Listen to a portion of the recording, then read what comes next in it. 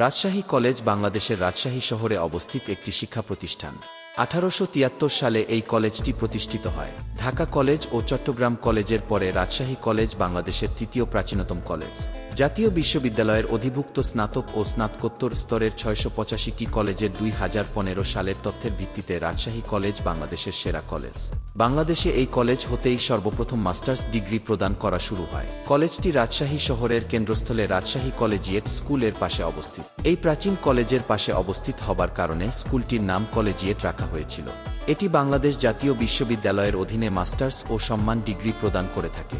1996 সাল থেকে এই কলেজে উচ্চ মাধ্যমিক স্তরে ছাত্র নথিভুক্ত করা বন্ধ করা হলেও বর্তমানে 2010 ও 11 শিক্ষাবর্ষ থেকে পুনরায় ভর্তি করা হচ্ছে। 2024 সালে রাজশাহী কলেজ সহ 4টি কলেজকে রাজশাহী বিশ্ববিদ্যালয়ের অন্তর্ভুক্ত করা হয়।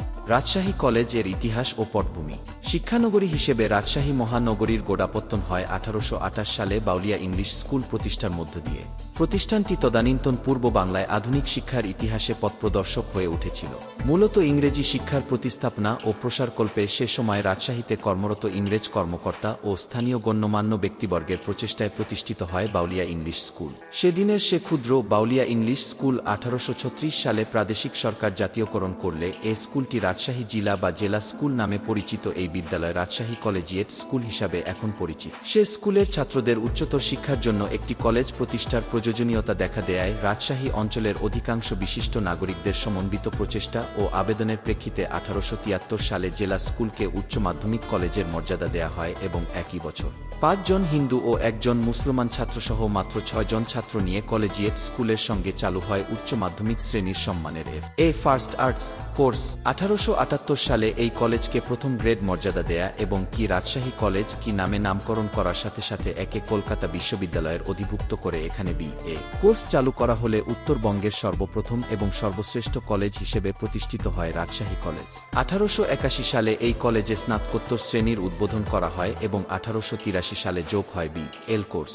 1909 সালে কলিকাতা বিশ্ববিদ্যালয়ের নতুন আইনে কলেজ তার চাহিদা মেটাতে না পারলে মাস্টার্স কোর্স ও বি.এল কোর্সের অধিভুক্তি বাতিল করা হয়। রাজশাহী কলেজ এর অবদান কিছু আলোচনা। রাজশাহী শহরে পাশ্চাত্য শিক্ষা বিস্তারে ভূস্বামী রাজা, জমিদার এবং বিত্তশালীদের ভূমিকা ছিল উল্লেখযোগ্য। এদের মধ্যে দুবলাহাটির জমিদার হরনাথ রায় চৌধুরী, দীঘাপতিয়ার রাজা প্রমথনাথ রায়, রাজা প্রমোদ রায় ও বসন্ত রায়, পুঠিয়ার রানী শরৎসুন্দরী দেবী ও হেমন্ত কুমারী দেবী, বলিহারির কুমার শরবিন্দু রায়, খান বাহাদুর এমাদ উদ্দিন আহমেদ, কিমিয়াই সাদাত এর অনুবাদক মির্জা মো ইউসুফ আলী, হাজি লাল মোহাম্মদ, নাটোরের জমিদার পরিবারের খান বাহাদুর রশিদ খান চৌধুরী, খান বাহাদুর এরশাদ আল খান চৌধুরী ও বঙ্গীয় আইন পরিষদের deputy speaker barrister Ashraf Ali Khan Chowdhury ছিলেন অগ্রগণ্য। এছাড়া নাটোরের খান চৌধুরী জমিদার পরিবার রাজশাহী শহরের হেতেমখা এলাকার তাদের পারিবারিক বাসস্থান চৌধুরী লজ রাজশাহী কলেজে অধ্যয়নরত প্রায় 20 জন গরিব মুসলমান ছাত্রের জন্য বিনা ভাড়ায় থাকা ও খাওয়ার ব্যবস্থা করেন। তদানীন্তন পশ্চাৎপদ মুসলমান সমাজের শিক্ষার উন্নয়নে তাদের এই ভূমিকা ছিল তাৎপর্যপূর্ণ। কলেজের প্রথম অধ্যক্ষ ছিলেন হরগোবিন্দ সেন, যিনি রাজশাহী জিলা স্কুলের প্রধান শিক্ষক ছিলেন। তিনি 5 বছর 1873 থেকে 1878 এই কলেজের অধ্যক্ষের দায়িত্বে ছিলেন। 1875 সালে প্রথম ব্যাচের এফ.এ. পরীক্ষায় উপস্থিত ছাত্রদের মধ্যে মাত্র 2 জন পাশ করে। সরকার কলেজটি উঠিয়ে দিতে চেয়েছিল, কিন্তু রাজশাহী অ্যাসোসিয়েশনের শক্ত প্রচেষ্টায় এই কলেজকে আপগ্রেড করে বি.এ. কোর্স প্রবর্তনের কার্যক্রম হাতে নেওয়া হয়। রাজশাহী অ্যাসোসিয়েশন প্রতিষ্ঠাতা সভাপতি দীঘাপতিয়ার রাজা প্রমথনাথ রায় বাহাদুর রাজশাহী কলেজে ডিগ্রি কোর্স প্রবর্তনের জন্য রাজশাহী অ্যাসোসিয়েশন এর মাধ্যমে সরকারকে 1,50,000 টাকা দেন। কলেজ অক্টোবর 1877 সালে ডিগ্রি প্রোগ্রামের অনুমোদন পায় এবং 1877 সালে বি.এ. কোর্স চালু হয়। এফ.টি.